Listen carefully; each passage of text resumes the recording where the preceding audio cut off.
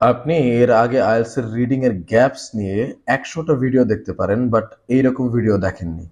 This is something different and important. আজকে আমি দেখাবো আইএলটিএস এর রিডিং এর গ্যাপস কেমন পানির মতো সহজ। শুধু কি টিপস ট্রিক্স এটা সেটা শেয়ার করবো না ভাই, একদম হাতে নাতে এই যে কোশ্চেন সলভ করে আমি দেখিয়ে দিব। আজকে আমরা একটা কোশ্চেন সলভ করবো, যে এই কোশ্চেনটা যেটা আছে, যেটা ক্যামব্রিজ 16 টেস্ট 1, এইটা আমি আপনাদেরকে হাতে নাতে সলভ করে দেখাবো যে আইএলটিএস এর গ্যাপস আসলে কত সহজ। সো আর যারা আমার যে প্রথম ভিডিও, মানে আইএলটিএস এর রিডিং এর প্রথম ভিডিও, যেখানে আমি কোয়েশ্চেন টাইপস এবং ওভারঅল টিপস ট্রিক্স নিয়ে আলোচনা করেছিলাম, সেটা মিস করেছেন বা এখনো দেখেননি, তারা অবশ্যই দেখে ফেলবেন। সো এটা হলো আমাদের সেকেন্ড ক্লাস, মানে গ্যাপসের ক্লাস আর কি। আমি এরপরে একে একে সবগুলো কোয়েশ্চেন টাইপস নিয়ে আসলে ভিডিও বানাবো। তো যাই হোক, প্রথমে আমরা কিছু টিপস পড়ে নিই এখান থেকে। এই টিপস গুলোর নাম দিয়েছি আমি 8 golden methods for gaps, reading gaps actually. এই কয়েকটা টিপস আমরা প্রথমে একটু মাথায় রাখবো, দেন আমরা এগুলোকে ইউজ করে কোয়েশ্চেন সলভ করব। প্রথম টিপস নাম্বার 1, সম্ভব হলে একসাথে দুইটা প্রশ্ন পড়ে পড়ে আগাতে হবে। এখন আমরা জানি যে এই প্রশ্নের উত্তরগুলো সিকোয়েন্স মেনটেন করে থাকবে, মানে একটার পর একটা থাকবে, যেটা আমি প্রথম ভিডিওতে শেয়ার করেছিলাম। এখন আপনি যদি দুইটা প্রশ্ন একসাথে না পড়েন, তাহলে যেটা হবে যে আপনি একটা প্রশ্ন ধরে আগালেন, হয়তো আপনি পরের প্রশ্নের ক্লু পেয়ে গেলেন বা পরের প্রশ্ন পেয়ে গেলেন, কিন্তু আপনি তো এটা বুঝবেনই না যেটা আমার সেকেন্ড কোয়েশ্চেন এর উপরে ফার্স্ট কোয়েশ্চেনটা থাকবে। এই জন্য আপনি দুইটা কোয়েশ্চেন ধরে ধরে আগাবেন। এখন যদি বেশি প্রবলেম হয় যে না, দুইটা প্রশ্নই অনেক বড়, আমি দুইটা প্রশ্ন একসাথে ধরে আগাতে পারছি না, দ্যাটস ফাইন, তাহলে আপনি একটা একটা করে আগান। বাট ভালো হয় আপনি যদি দুইটা প্রশ্ন ধরে আগান। তার মানে এখানে দুইটা প্রশ্ন ধরে আগালে কিন্তু এটা আপনার জন্য বেনিফিট, আপনার জন্য জিনিসটা সহজ হয়ে যাবে। আচ্ছা, ঠিক আছে, চলেন পরের টিপটা কি, যে সাধারণত গ্যাপের আগের এবং পরের শব্দে স্ট্রং কিওয়ার্ড হয়, এটা মনে রাখতে হবে।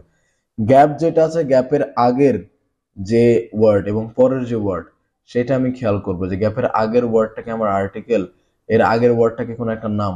মনে রাখবেন, জায়গার নাম, ব্যক্তির নাম, বস্তুর নাম, এগুলো সব হুবহু থাকবে, অন্য কোনো কিছু কিন্তু হুবহু থাকবে না, প্যারাফ্রেজিং করে দেয়া থাকবে। আচ্ছা, তার মানে যেটা বললাম যে সাধারণত গ্যাপ এবং গ্যাপের আগের এবং পরের শব্দ কি থাকবে, স্ট্রং কিওয়ার্ড থাকবে, সেটা মাথায় রাখতে হবে। প্রথমে প্যাসেজ পড়া যাবে না। অনেকে আমরা যেটা করি, প্রথমে প্যাসেজ পড়ি, দেন প্যাসেজ থেকে আমরা প্রশ্ন উত্তর খুঁজতে যাই না, এটা করা যাবে না। প্রথমে প্রশ্ন পড়তে হবে, আবার প্রশ্নের আগে আপনাকে যেটা করতে হবে ইনস্ট্রাকশন এবং টাইটেল পড়তে হবে। হ্যাঁ, তো আপনি ইনস্ট্রাকশন পড়বেন যে এখানে কি দেয়া আছে। ইনস্ট্রাকশন বলতে কি ওয়ান ওয়ার্ড আনসার হবে বলা আছে, নাকি টু ওয়ার্ডস আনসার হবে, নাকি কি বলা আছে? অনেক সময় আমরা ইনস্ট্রাকশন খেয়াল করি না। আপনি এখানে খেয়াল করবেন যে প্রত্যেকটা প্রশ্নের আগে এই যে ইনস্ট্রাকশন দেয়া আছে, ইনস্ট্রাকশন কোনটা, এই যে ওয়ান ওয়ার্ড ওয়ানলি, যে একটা ওয়ার্ড পড়বেন। এখন একটা ওয়ার্ড আনসার হবে নাকি দুইটা ওয়ার্ড, এই সবকিছু আপনাকে জানতে হবে। আপনি যদি না জানেন সেটা তো মানে ঝামেলা। টাইটেলটা পড়তে হবে, যে টাইটেলটা কি, টাইটেল অনুযায়ী অনেক সময় প্যাসেজে গিয়ে আনসার খুঁজে পাওয়া যায়। সো টাইটেলটা পড়তে হবে, যে টাইটেলটা পড়লে আপনি বুঝবেন যে আপনার এই প্রশ্ন আনসার গুলো আসলে কি দেয়া, বা কিসের উপর ভিত্তি করে আসলে প্রশ্নের আনসার গুলো আপনি খুঁজছেন। সো টাইটেল পড়তে হবে, দেন প্রশ্ন খুঁজতে হবে, প্যাসেজে যেতে হবে। তো আগে প্যাসেজে যাওয়া যাবে না, আগে ইনস্ট্রাকশন পড়বো, টাইটেল পড়বো, দেন প্রশ্ন পড়ে প্যাসেজে খুঁজতে যাব। ওকে, গ্যাপের উত্তরগুলো সিকোয়েন্স অনুযায়ী দেয়া থাকবে, ডায়াগ্রাম বাদে। এটা তো আমি বলেছি যে সিকোয়েন্স মেনটেন করা থাকবে। ডায়াগ্রামে আবার এত সিকোয়েন্স থাকা যায় না, যদিও ডায়াগ্রাম আবার তুলনামূলক সহজ, তাই না? একদম আনসার গুলো একসাথেই থাকে, খুঁজে পাওয়া যায়। সো এই ক্ষেত্রে সিকোয়েন্স লাগেও না। নেক্সট ওয়ান, কোনো ওয়ার্ড হুবহু প্যাসেজে খুঁজতে যাব না। এটা আমরা যেটা করি, যে ওয়ার্ডটা পেয়েছি, দেখি ওয়ার্ডটা প্যাসেজে কোথায় আছে, হুবহু খুঁজতে যাব না, হুবহু থাকবে না, ওভারঅল ইনফরমেশন খুঁজতে হবে। আপনি একটা সেন্টেন্স পড়লেন, সেন্টেন্সে যে ইনফরমেশন আছে সেই ইনফরমেশনটা আপনি খুঁজতে যাবেন, সেই ইনফরমেশনটা আপনি পাবেন। হুবহু কিন্তু আপনি ওয়ার্ড খুঁজে পাবেন না, সে খুঁজতে যাবেনও না। মনে রাখতে হবে এই যে আনসার প্যারাফ্রেজ আকারে আসবে। তো যেহেতু প্যারাফ্রেজিং করে দেওয়া থাকবে, একটু ঘুরিয়ে পিছিয়ে দেওয়া থাকবে, হুবহু ওয়ার্ড থাকবে না, হুবহু সেন্টেন্স থাকবে না, তার মানে হুবহু ওয়ার্ড বা সেন্টেন্স খুঁজতে গিয়ে লাভ নেই। আচ্ছা, প্যাসেজে যে ওয়ার্ড বা ওয়ার্ডস পাবো, আনসারে তা হুবহু লিখতে হবে। এখন আনসারের বেলা আপনি হুবহু তো মানে ওই কোশ্চেনের কোনো ওয়ার্ড বা প্যাসেজ বা সরি সেন্টেন্স আপনি খুঁজে পাবেন না, কিন্তু আনসার যেটা সেটা কিন্তু আমি হুবহুই প্যাসেজ থেকে নিব। প্যাসেজে যে ওয়ার্ডটা থাকবে সেই ওয়ার্ডটা আমার হুবহু আনসার হবে, আমি কোনো কিছু চেঞ্জ করব না। ঠিক আছে, এই যে কোনো ধরনের চেঞ্জ করা যাবে না, আনসারটা সেম টু সেম প্যাসেজ থেকেই আমি নিব। এস যুক্ত থাকলেও নিব, এস যুক্ত না থাকলেও নিব, যেটা থাকবে সেটাই সেম সেম নিব। আচ্ছা, এন্ড এর আগের এবং পরের, অর এর আগের এবং পরের, অ্যাজ ওয়েল এজ এর আগের এবং পরের, মানে আবার বলি, অ্যান্ড অর কিংবা অ্যাজ ওয়েল এজ এর পরের শব্দ প্যাসেজে আগে পাওয়া যাবে এবং আগেরটা আসলে পরে থাকতে পারে। হ্যাঁ, সো এটা একটু মাথায় রাখতে হবে, পরের শব্দ প্যাসেজে আগে পাবো কিংবা আগেরটা পরে থাকতে পারে, সো একটু ঘুরিয়ে পেছিয়ে থাকতে পারে, এগুলো আমরা খেয়াল রাখবো। আর দ্য নেক্সট ওয়ান ইজ গ্যাপের আগে পরে কোয়েশ্চেন আর্টিকেল বা প্যাসিভ থাকলে প্যাসেজেও তাই থাকবে। গ্যাপের আগে পরে যদি কোয়েশ্চেনে আর্টিকেল কিংবা প্যাসিভ থাকে, প্যাসিভ সেন্টেন্স আমরা বুঝি তাই না, প্যাসিভ সেন্টেন্স যদি থাকে তাহলে সেগুলো প্যাসেজেও তাই থাকবে। সো এটা আপনি মনে রাখতে হবে। এই জিনিসগুলোকে ফলো করার পর বা খেয়াল করার পর দেন আপনি আনসার করতে যাবেন এবং এখন দেখবেন যে আনসার আসলে আপনার কাছে কত সহজ লাগে। আচ্ছা চলেন একটা আনসার না হয় আমরা করেই ফেলি, ঠিক আছে। এই যে একটা প্রশ্ন যেটাকে আমরা 16 এর টেস্ট নাম্বার 1, এখন যেটা বলেছিলাম প্যাসেজ পড়া যাবে না, প্রথমে আমরা কোশ্চেন আসবো। কোশ্চেনে যদি আসি, ইনস্ট্রাকশন যদি পড়ি 1 ওয়ার্ড অনলি, তার মানে প্রত্যেকটা আনসারে একটা ওয়ার্ড হবে, দুইটা ওয়ার্ড দেওয়া যাবে না, তিনটা ওয়ার্ড দেওয়া যাবে না। যদি দুইটা ওয়ার্ড বলা থাকতো তাহলে দুইটা ওয়ার্ড হতো আনসার, তিনটা বলা থাকলে তিনটা হতো আনসার, যেহেতু বলা আছে একটা, একটা হবে আনসার। এরপরে আমরা টাইটেলটা পড়ি, reasons why polar bear should be protected, যে পোলার বেয়ার কেন প্রোটেক্ট করা উচিত এবং এর যে কারণগুলো আছে সেগুলো এখানে দেয়া আছে, তাই না। এখন এখানে কোশ্চেন আপনি দেখেন 8, 9, 10, 11, 12, 13 দেওয়া আছে, তার মানে কি এর আগে 1 থেকে 7 পর্যন্ত আরো প্রশ্ন ছিল। কি প্রশ্ন ছিল? ট্রু ফলস নট গিভেন ছিল। একটা জিনিস মনে রাখতে হবে, আমাদের যে পুরো প্যাসেজটা, এই পুরো প্যাসেজ নিয়ে যদি দুইটা কোশ্চেন টাইপ আসে, মানে ধরেন ট্রু ফলস নট গিভেন আসলো আর গ্যাপস আসলো, তার মানে বুঝতে হবে ট্রু ফলস নট গিভেন যেহেতু আগে আসছে এর আনসার গুলো আগেই থাকবে, গ্যাপস এর আনসার পরে থাকবে। এখন এই পুরো প্যাসেজ জুড়ে যেহেতু 1 থেকে 7 ছিল ট্রু ফলস নট গিভেন, তার মানে এই ট্রু ফলস নট গিভেন গুলো আগে ছিল, গ্যাপস এর আনসার আমরা পরে পাবো। ঠিক আছে, গ্যাপস এর আনসার আমরা কোথায় পাবো? পরে পাবো। এই ক্ষেত্রে আমরা এই যে 13 পর্যন্ত কোশ্চেন যেখানে দুইটা ভাগ ট্রু ফলস নট গিভেন আর এই গ্যাপস, যেহেতু দুইটা ভাগ তাহলে আমরা প্যাসেজকে আসলে দুইটা ভাগ করে ফেলতে পারি। হ্যাঁ, এখানে আমরা যদি প্যারা দেখি, এই যে একটা, দুইটা, তিনটা, চারটা, চারটা প্যারা এই পর্যন্ত, এরপরে আবার একটা, দুইটা, তিনটা, চারটা, তারপরে চারটা, চারটা, আটটা। যেহেতু দুইটা কোশ্চেন টাইপ আমরা যদি দুইটা ভাগ করে ফেলি, দুইটা ভাগ করে, তাহলে ধরেন আগের ভাগে ছিল ট্রু ফলস নট গিভেন, পরের ভাগে গ্যাপস, এবার আমরা পরের ভাগে গ্যাপস খুঁজবো। এখন সবসময় যে এরকম এক্স্যাক্টলি হবে তাই না, আমি বলতে যাচ্ছি যে আপনি প্রথমে যেহেতু ট্রু ফলস নট গিভেন চলে গেছে, প্রথমে তিনটা চারটা প্যারা বাদ দিয়ে বা মাঝামাঝি পর্যায়ের পর থেকে আপনি গ্যাপস এর আনসার খোঁজা শুরু করবেন। এবার আমরা দুইটা প্রশ্ন একসাথে পড়ে যাব বলেছিলাম। So people think of bears as unintelligent and dash. তার মানে মানুষ বিয়ার্সকে আনইন্টেলিজেন্ট বলতে কি ধরেন গাধা আর কি, গাধা মনে করে এবং তার সাথে আরো কি মনে করে সেটা আমাদের আনসার হতে পারে। কারণ আমি শর্টকাট এখানে মনে রাখতে পারি যে মানুষ বিয়ারকে গাধা মনে করে আর কি মনে করে সেটা হবে আনসার।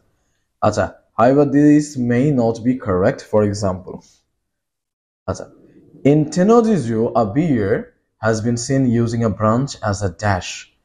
তার মানে টেনজি জুতে একটা বিয়ারকে দেখা গেছে গাছের যে ব্রাঞ্চ বলতে এখানে ডাল, গাছের যে ডাল আছে সেটাকে ব্যবহার করতে কোনো একটা কিছু হিসাবে।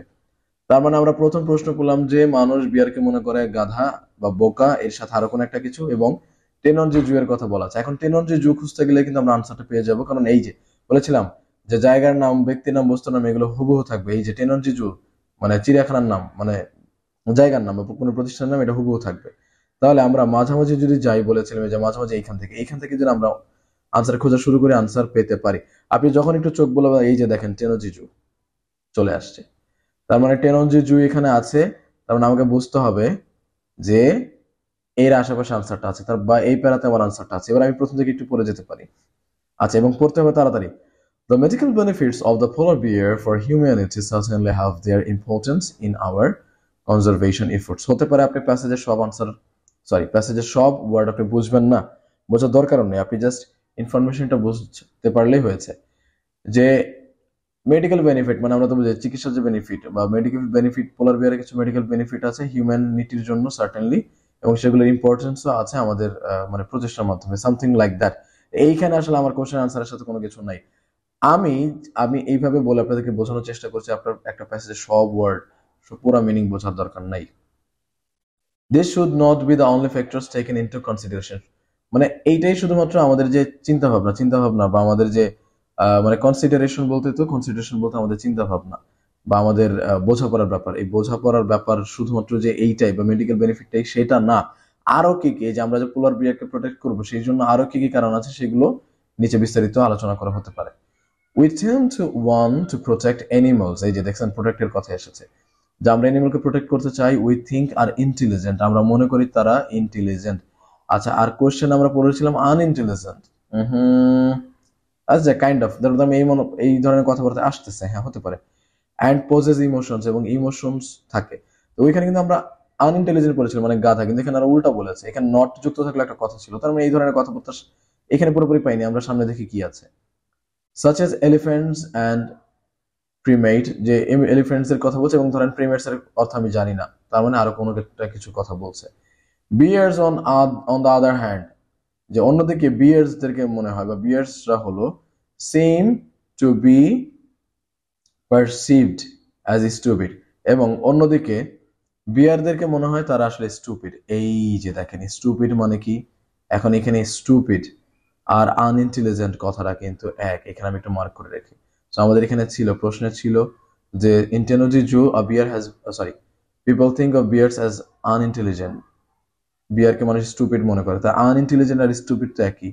অ্যান্ড এই যে অ্যান্ড এর আগে আমি আনইম্পর্টেন্ট পেয়েছি না, এখানে প্রশ্নের আগে যে অ্যান্ড এর আগে আমি আনইন্টেলিজেন্ট পেয়েছি, এবং অ্যান্ড এর পরে তার মানে আমি কি পাবো, আমি আরেকটা আনসার পাবো, তাই না? আরেকটা আনসার কি, এই যে ইন মেনি কেসেস ভায়োলেন্ট, যে অনেক ক্ষেত্রে তাদেরকে হিংস্র মনে করা হয়, তার মানে আমার এখানে আনসার কি হবে, ভায়োলেন্ট। আনসার কি হবে আমার, ভায়োলেন্ট। বুঝতে পেরেছি, যে স্টুপিড হলো আনইন্টেলিজেন্ট আর পরেরটা হলো ভায়োলেন্ট, তার মানে বিয়ারদেরকে স্টুপিডও মনে হয়, সরি, আর হিংস্র মনে হয়, তাই না? So answer is violent. Got it everyone? So I guess you have got it. Okay, এখন পরেরটা আমি পরেরটাতে পাবো। এখন পরেরটাতে আমি কি টেননজি জু দেখেছিলাম, তাই না? যে টেননজি জুতে একটা বিয়ারকে দেখা গিয়েছে একটা গাছের ডালকে ব্যবহার করতে কোনো একটা কিছু হিসেবে। আপনি যখন প্রথমটা পেয়ে গেলেন, সেকেন্ডটা আপনি আনসার পাবেন এবং এর পরেরটা আপনি সাথে নিয়ে যান, তবে আনসার আপনি ওইখানে পেয়ে যাবেন, যেহেতু আমরা টেননজি জু পেয়েছি। তারপর আমরা পরের প্রশ্নটা দেখি। This allowed him to knock down some. আচ্ছা, এইটা তাকে মানে ওই যে সে গাছের ডালকে কিছু একটা হিসেবে ব্যবহার করেছিল, সেইটা তাকে হেল্প করেছিল বা অ্যালাউ করেছিল নক ডাউন করার জন্য। আচ্ছা, নক ডাউন বলতে কি কোনো কিছু সরিয়ে ফেলা বা কোনো কিছু, এই যে কোনো কিছু থেকে সরানো বা এই যে আলাদা করে ফেলা, এই যে আলাদা করতে বা সরাতে হেল্প করেছিল। কি সরাতে, সেটা হবে আমাদের আনসার। আচ্ছা, তাহলে আমি যাই টেননজি জুতে, যেটা ওসাকায় অবস্থিত, has even been observe making use of a tool, কোন একটা টুলের ব্যবহার করতে। আচ্ছা, টুল ব্যবহার করতে, আচ্ছা ঠিক আছে, এটা আমরা মার্ক করে রাখি। টু ম্যানিপুলেট, ম্যানিপুলেট মানে কি বোকা বানানো, হিজ এনভায়রনমেন্ট। আচ্ছা, তার মানে এখানে বলছিল যে আ মেল বিয়ার কল্ড গোগো, যে গোগো নামের একটা বিয়ারকে দেখা গেছে টেননজি জুতে, যেটা ওসাকায়, যে কোন একটা টুল হিসেবে ব্যবহার করতে, সেটা কি এনভায়রনমেন্টকে বোকা বানানোর জন্য বা ম্যানিপুলেট করার জন্য, মানে তার আশেপাশে পরিবেশকে সে বোকা বানানোর জন্য টুল হিসেবে ব্যবহার করেছিল। আচ্ছা, the bear use a tree branch, এই যে ট্রি ব্রাঞ্চকে ইউজ করেছে, যেটা আমরা আসলে প্রশ্নেও পেয়েছি, তাই না? ট্রি ব্রাঞ্চকে ইউজ করেছে অন মাল্টিপল অকেশনস, এবং বিভিন্ন ক্ষেত্রে। তার মানে এই যে ট্রি ব্রাঞ্চটা, সেটাকে সে কি হিসেবে ব্যবহার করেছে, এই যে মেকিং ইউজ অফ এ টুল, একটা টুল বা একটা হাতিয়ার হিসেবে ব্যবহার করেছে। তার মানে এখানে আনসারটা কি হবে এভরিওয়ান? আনসার হবে টুল। সে টুল হিসেবে ব্যবহার করেছে গাছের ডালকে, যে গাছের ডালকে। এখন এখানে বলছে আমাদের নক আউট করার জন্য। সো দেখি পুরো লাইনটা তো আমরা শেষ করিনি। আচ্ছা, মাল্টিপল অকেশন, বিভিন্ন জায়গায়। টু ডিসলজ, এই যে ডিসলজ মানে কি কোনো কিছু আলাদা করা। তারপরে যে নক ডাউন আর ডিসলজ একই অর্থ, আ পিস অফ মিট, এই যে মাংসের টুকরোকে আলাদা করতে সে গাছের ডালকে একটা টুল হিসেবে ব্যবহার করেছিল। এখন এই যে আনসার তো আ পিস অফ মিট পুরোটা হবে না, শুধু একটা ওয়ার্ড হবে, তার মানে আনসার হবে কি শুধু মিট হবে, তাই না? আমি এটাকে মার্ক করে রাখি, সবাই একটু বুঝে রাখেন। আনসার হবে কি শুধু মিট। দেখেন 3 নম্বরটার আনসার আমরা এখানেই পেয়ে গেছে। আনসার হবে কি শুধু mate. So I guess you have understood everyone. আচ্ছা পরেরটা আমরা দেখি। A wild polar bear worked out of a method of reaching a platform where, তার মানে বলছে যে একটা বন্য পোলার বিয়ার, এই যে পোলার বিয়ার, কেমন পোলার বিয়ার, বন্য পোলার বিয়ার, একটু মার্ক করে রাখতে পারেন, কোন একটা মেথড ফলো করেছে রিচিং প্ল্যাটফর্ম। আচ্ছা একটা প্ল্যাটফর্মে পৌঁছানোর জন্য যেখানে আ ড্যাশ ওয়াজ লোকেটেড, এখানে আ যেহেতু বলেছে এরপর একটা সিঙ্গুলার কিছু আসবে, কোন একটা ব্যক্তি হতে পারে, কোন একটা বস্তু হতে পারে যেটা লোকেটেড ছিল। তার মানে এখানে লাইনটা বলছে যে একটা পোলার বিয়ার প্ল্যাটফর্মে পৌঁছানোর জন্য কোন একটা মেথড ফলো করেছিল যেখানে কোন একজন বা কোন একটা কিছু লোকেটেড ছিল, তাই না? এটা হলো আমার আনসার। যেহেতু আমি সিকোয়েন্সলি যাচ্ছি, আমার মনে হয় এবার আপনি যদি দুইটা ধরে নাও যান তারপর আপনি আনসার পেয়ে যাওয়ার কথা। আর যদি দুইটা ধরে আপনি যেতে পারেন তাহলে তো ভাই আরো ভালো। চলেন পরেরটা খুঁজি। আচ্ছা এখানে তো আমাদের এইটা শেষ পরের লাইনে যে problem solving ability has also been witnessed in wild polar bear. দেখেন ওয়াইল্ড পোলার বিয়ার্স এর কথা চলে আসছে, বলছে যে এদের প্রবলেম সলভিং অ্যাবিলিটিও আছে, তাই না? আচ্ছা প্ল্যাটফর্মে পৌঁছানোর জন্য কোন একটা মেথড ফলো করেছে এই কথা আমরা এখনো পাইনি, এবং কোন একটা কিছু যেটা ওইখানে লোকেটেড ছিল সেটা আমরা এখনো পাইনি। Although not as obviously as with Gogo, যেটা বলছে যে আবার ডেফিনেটলি গোগোর মতো না বা গোগোর সাথে হয়তো না।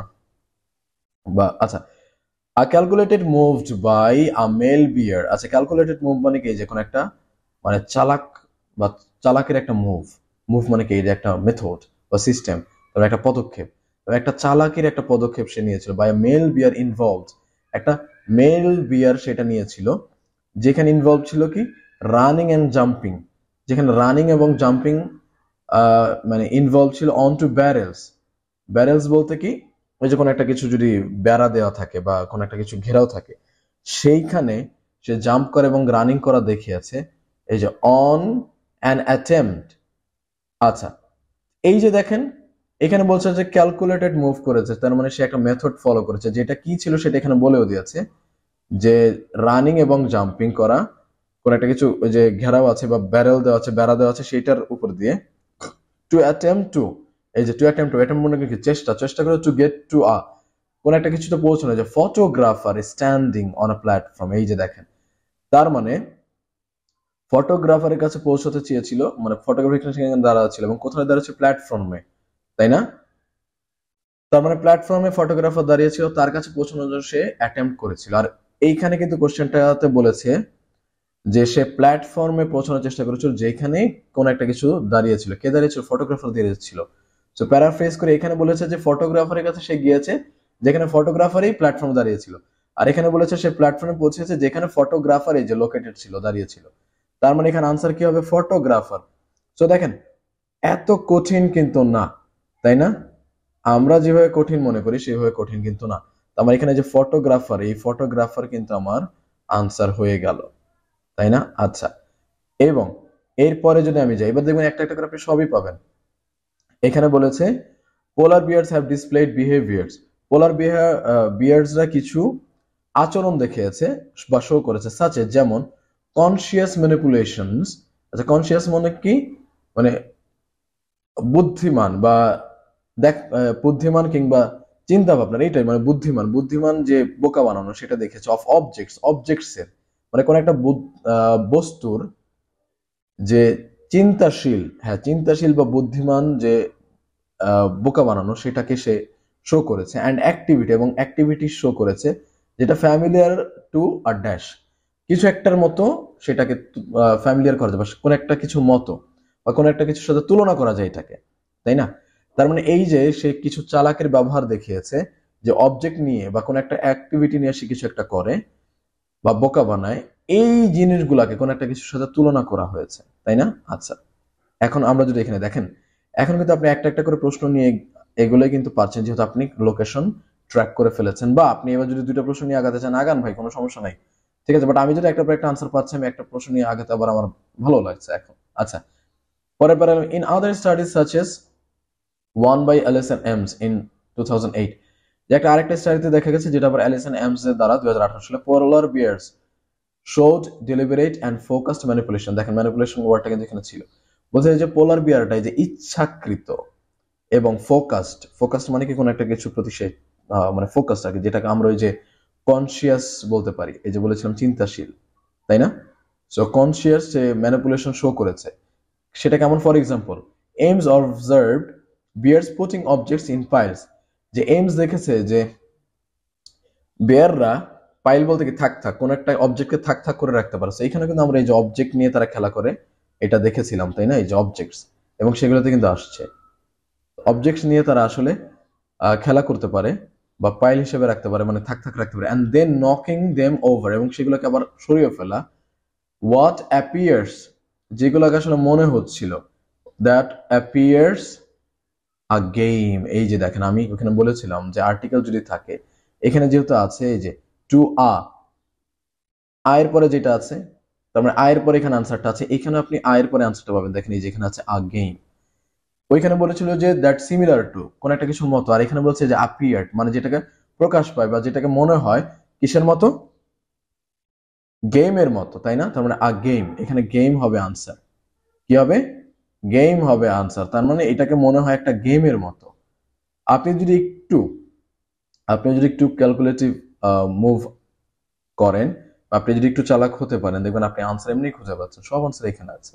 ওকে, লাস্ট টু। এখানে বলছে বিয়ার্স মে অলসো ডিসপ্লে ইমোশনস, তার ইমোশনও দেখাতে পারে। ফর এক্সাম্পল, দেই মে, সরি লাস্ট টু না তো লাস্ট ওয়ান, দেই মে মেক মুভমেন্ট, যে তার ইমোশন দেখাতে পারে, তারা হয়তো একটা মুভমেন্টস বা তারা তাদের আচরণ, মুভমেন্টস বলতে আচরণ হতে পারে, আচরণ দেখাতে পারে। সাজেস্টিং বলতে এখানে প্রকাশ পায়, যেটা প্রকাশ পায়। কি প্রকাশ পায়? তার মানে তারা এখানে একটা আচরণ দেখায় যেটা প্রকাশ পায়। কি প্রকাশ পায়? ইফ ডিসঅ্যাপয়েন্টেড ওয়েন হান্টিং, তারা যদি হান্টিং করার সময়, তারা যদি শিকার করার সময় যদি তারা ডিসঅ্যাপয়েন্টেড হয়, শিকার করার সময় তারা যদি হতাশ হয়, তাহলে তারা একটা মানে আচরণ শো করতে পারে বা দেখাতে পারে। সেই আচরণটা কি, এখন সেটা আমরা আনসার খুঁজে বের করবো। এই যে তো দেখেন এইখানে আমরা যদি শেষ করতে চাই, এখানে আর ইমোশন নিয়ে তেমন কোনো কিছু নাই। এখানে বলছে Beers R capable of agile, তারা রাগ করতে পারে দো আউট বিহেভিয়ার্স এর কারণে। আচ্ছা, হতে পারে। এইখানে কি বলেছিল? সাজেস্টিং, আচ্ছা হান্টিং করার সময়, হান্টিং এর কথা বলতে কিন্তু এখানে এখনো আসে না। এই যে this example suggest bears have greater creativity and problem solving abilities than previously thought, যে যেমনটা ভাবা হয়েছিল এর থেকে বেশি তাদের ক্রিয়েটিভিটি আছে এবং প্রবলেম সলভিং অ্যাবিলিটি আছে। অ্যাজ ফর ইমোশনস, এই যে দেখেন এখন আসছে ইমোশনের কথা, আমরা এখানে কিন্তু ইমোশনস পড়েছিলাম। সো ইমোশনস কথা আমরা পেয়েছি না? এই যে এইখানে বলছে দে মেক মুভমেন্টস। আচ্ছা, আর এই প্রথমে কোশ্চেনের এখানে কিন্তু এই যে উপরে কিন্তু হেডলাইন দেওয়া ছিল, বলা ছিল ইমোশনস এর কথা। আচ্ছা, ইমোশনস পেয়েছি।